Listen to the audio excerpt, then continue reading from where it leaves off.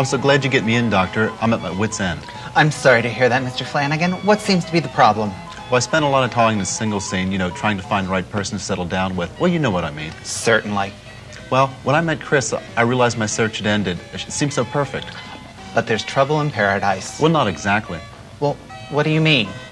Well, I've always dreamt of, the perfect lover and... Oh, the two of you aren't married then? No. Well, that's all right. I understand these things in the world today, but relationships are relationships, no matter where you find them. Thanks, Doctor. So, the two of you seem to be having troubles? I wouldn't say troubles.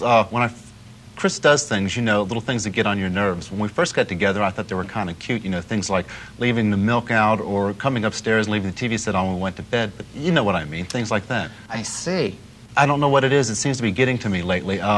It's just one thing after another. I don't know what it is. Is she telling me something? Is something going on here I don't understand? Oh, I wouldn't say that. Many relationships have little quips and quirks that have to be worked out. You've been a bachelor for so long, it's just that you're not used to living with someone. Give it some time and it'll work out. Well, I guess you're right.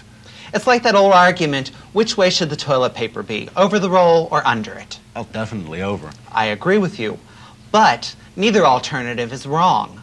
In fact, it's just what your preference is. Yeah, you're right. One thing that really gets to me, though, are the whiskers in the sink. I always rinse them down. I think you should take the extra few minutes to finish the job. Whiskers in the sink? Your girlfriend has whiskers? Girlfriend? Chris is a guy. We're living together. Oh, you're gay. Oh, I'm sorry. No, that's all right. Chris and I thought... Well, it's my fault. I'm always using the wrong pronoun. I don't catch myself. Oh, I misunderstood. But it was like I said, relationships are relationships, no matter where you find them. Right like that. His name was Chris. Imagine me counseling a homosexual here in my office. Well, I had no idea. He wasn't even the slightest bit effeminate. I've never been so embarrassed in all of my career. At least what I said did apply.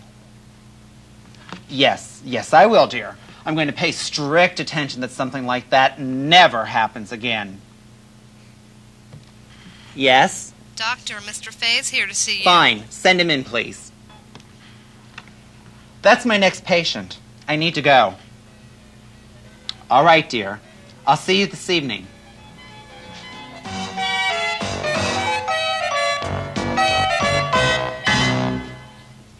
Mr. Fay, let's begin, shall we? Fay, that's an interesting name, isn't it? Well, I've had it all my life. It's just a name, Fay. I suppose you're right. Well, Mr. Fay, what seems to be the problem? Well, I wanted my wife to come in with me tonight, but she insists there's nothing wrong with her. Well, of course, I try to explain over and over again. Honey, there's nothing wrong with you, but there is something wrong with our marriage. Your wife, what is her name? Dolores. Dolores. Dolores Fay. Come on. Is that her real name? Why, what do you mean, Doctor? Well, oh, nothing. Dolores Fay, it just sounds so Marina Del Rey. I don't know. But do continue, Mr. Fay. Well, Dolores and myself have been married for quite a long time, and we were so happy. We moved to this area about 7 years ago, and it just seemed like paradise. Uh-huh. Well, over time, we realized that we missed our friends back in North Carolina. So Dolores starts calling back and forth of all of our old friends that we've known since, oh, who knows. Uh-huh. And that was fine.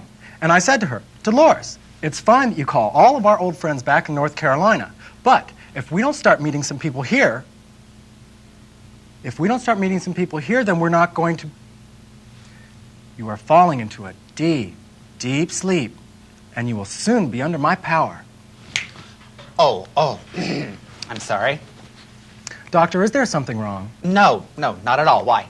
Well, you were just watching my hand so cautiously, I just felt that maybe there was something wrong. Mr. Fay, how long have you and your wife been married? For about 10.5 years.